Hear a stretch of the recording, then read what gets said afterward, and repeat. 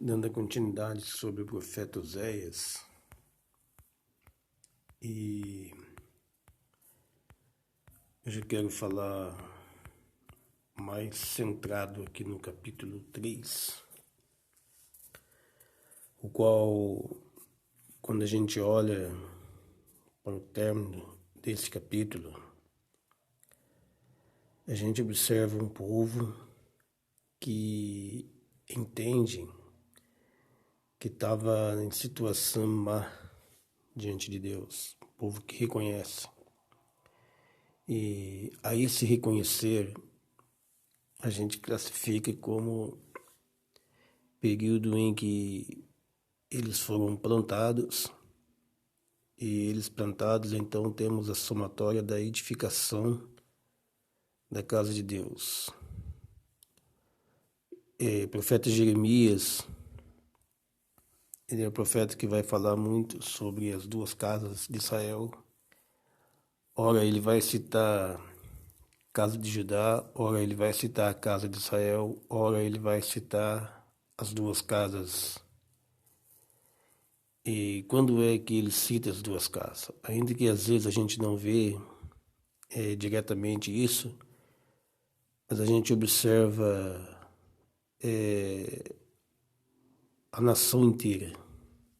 Quando Deus sempre toca no sentido de que tirou o povo da terra do Egito, conduziu ao deserto, levou até a Canaã, tal. Então a gente já tem ideia de um povo.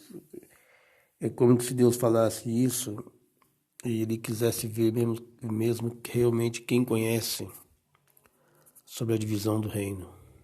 Então, na verdade, Deus estaria falando para quem realmente já estivesse habituado, com a mente treinada sobre esse tema, que o povo dele era um povo e depois no futuro se divide, mas não basta apenas saber que esse povo se dividiu e essa divisão ocasionou dois reinos, reino de Judá e reino de Israel. Não basta apenas saber disto, o importante é você ter uma somatória do que isso traz para a gente no sentido literal, no sentido espiritual, no sentido de realidade. Porque essas coisas, elas estão escondidas na Escritura. Não escondidas, né? É revelada da maneira em que a gente medita e compreende. Porque Deus não iria deixar isso assim tão claro. É claro que está tão claro quando você entende, né? Mas Ele queria ver a nossa busca, a nossa insistência. E quando eu disse que no profeta Jeremias, Deus fala desta forma, eu diria que não só no Jeremias, mas nos profetas a gente vai ver essa cena se repetindo. Deus ora fala das duas casas, ora ele fala do povo dele. Então, quando se aplica no povo dele, é como se já houvesse uma somatória entre as duas casas. E essa somatória resultou na nova aliança, né? A nova aliança, então, a gente já tem ideia da igreja substituindo esse povo. Ou seja, esse povo de volta para Deus é a igreja estabelecida. Em Jeremias 1:10, a qual Deus vai falar, que dá poder para Jeremias para arruinar, destruir, arrasar, enfim, para também plantar e edificar. A gente nota que ele já faz uma separação entre o juízo e entre a plantação, a edificação. Outro ponto importante também da gente observar é que a partir desse versículo a gente observa que Deus vai tratar com esse povo como fosse uma plantação, a qual foi plantada. Aí a gente tem em mente que Israel era uma planta que foi plantada na terra. E quando se fala em plantação, a gente já tem ideia de chuvas. Na Bíblia, a gente observa duas ocasiões em que ocorria chuva. As primeiras chuvas eram conhecidas como chuvas temporãs, e a segunda ocasião é a chuva serôdia. A chuva temporã é aquela que cai e prepara a terra para receber a semente que dará o fruto. A terra nós sabemos que é o nosso coração, e a chuva nós sabemos que é o Espírito Santo. E a terra é o nosso coração, a qual, quando ele é regado pela chuva, então vai haver o fruto certo, a qual é o fruto do Espírito. E esses dois tipos de chuvas, Israel vivia e a igreja também vive, né? Então, esses dois tipos de chuva que caía sobre Israel, cai também sobre a igreja. A igreja já enfrentou essa primeira chuva, essa temporã, ocorrida lá em Atos dos Apóstolos, quando a descida do Espírito Santo.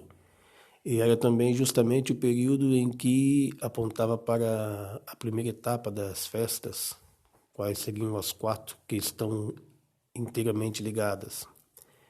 E hoje, aquela chuva serôdia, temporã, é como se ela se estendesse, e a gente ainda vive ela hoje, o derramar do Espírito.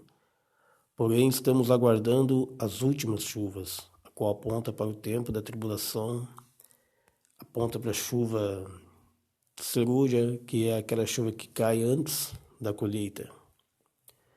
Então, sem a chuva temporã, não teria como eles plantar, a semente iria morrer, não daria frutos, então era preciso a chuva temporã.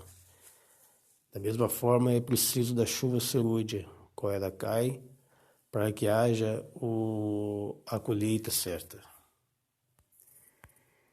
Enfim, a gente observa também que quando Deus ele fala que coloca poder em Jeremias para isso, na verdade não só o Jeremias teria essa função, mas quando a gente observa os profetas, é como fosse eles Deus, né? Os profetas é como fosse, ou seja, eles eram a voz de Deus nessa terra, né? Porque na verdade você vai ver que não é Jeremias que vai plantar e edificar essa plantação, a qual seria as 2 casas de Israel plantadas, e depois teríamos em mente então a edificação do reino, que já aponta para coisas espirituais. Não vê que Deus, a palavra de Deus é Jesus? Então, a palavra de Deus é o próprio Filho dele. Então você já vê que isso já está nos arremetendo a coisas de nova aliança. E depois Deus dá uma visão para Jeremias, e nessa visão ele vai ver uma amendoeira. E pesquisa depois para você ver qual é o tipo de fruto que a amendoeira traz. E depois ele vai ver uma panela fervendo, que vinha do norte, mas derramando contra Israel.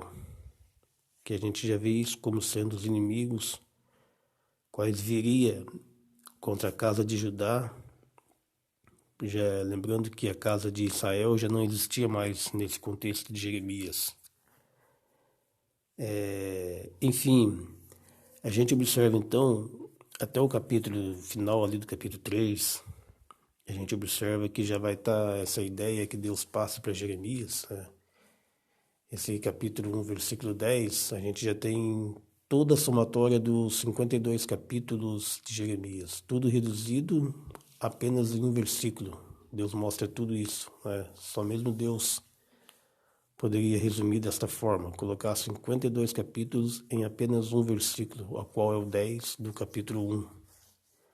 A gente já teria isso em mente. Então você precisa olhar para todo esse livro tendo em mente um povo que foi plantado, mas um povo que não estavam obedecendo a Deus. Então as chuvas serôdias não caiu naquele tempo, né? Chuva serôdia não caiu porque o povo estava se prostituindo contra Deus. E isso está na lei, Deuteronômio 28, enfim, você vai ver Deus falando que se esse povo fosse outro Deus, ele iria então fechar a porta do céu e não iria chover.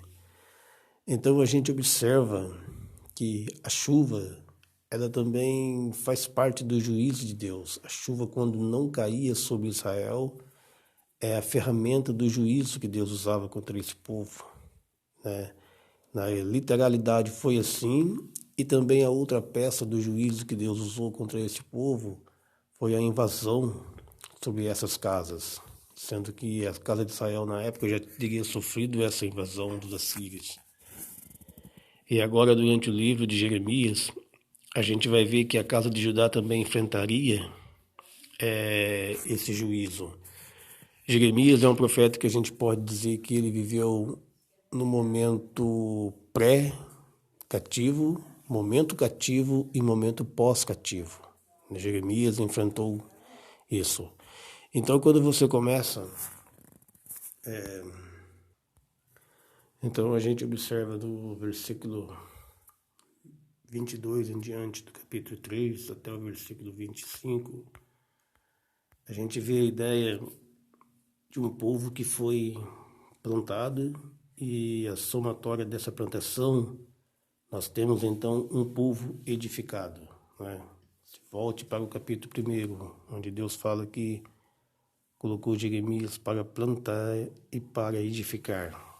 A plantação desse povo nós vemos em Cristo, porque Jesus, certa feita, ele disse que se uma semente cair no chão, mas se ela não der fruto, né? A gente vê Jesus falando isso, e quando Jesus fala isso, ele tem tudo isso na mente, porque ele é a semente de Abraão. Só que se ele é a semente, ele é o cabeça, e o cabeça ele tem um corpo. Não tem como o corpo viver sem um cabeça, e nem o cabeça viver sem um corpo. E se ele é uma semente, então com certeza nós também fazemos parte, né? A igreja faz parte, né? Então, a plantação, quando Deus está falando isso para Jeremias, a gente já tem ideia de Cristo morrendo, porque Cristo morrendo é a plantação que foi enterrada, uma plantação que foi enterrada, plantada, e iria germinar, nascer a semente. É uma semente que foi plantada iria dar mais sementes, a qual essa semente que nasce a gente vê como sendo as duas casas plantadas. Tanto é que se a gente for para Oséias capítulo 6, a gente vê ali as duas casas dizendo: voltemos ao Senhor, foi Ele quem nos despedaçou, né, e nos causou ferida, mas ao terceiro dia Ele nos ressurgirá. Então, a gente vê que esse povo, ele se reconhece. Veja o que vai dizer aqui no capítulo 3, no versículo 22. Eis-nos aqui, vimos ter contigo, porque tu és o Senhor nosso Deus. Na verdade, os outeiros não passam de ilusão, nem as orgias das montanhas, com efeito no Senhor nosso Deus está a salvação de Israel. Mas a coisa vergonhosa devorou o labor de nossos pais, desde a nossa mocidade. Está vendo que eles são um povo que eles têm ideia do que aconteceu com eles desde o passado com os pais deles, e que eles carregam essa marca, qual é a desobediência a Deus. Então, para a gente ver que esse povo está reconhecendo, a gente entende que é o período da nova aliança, né? Porque não teria cumprimento isso na literalidade. Tanto é que a casa de Israel, a qual foi dispersa entre as nações, até hoje elas não voltaram a Israel.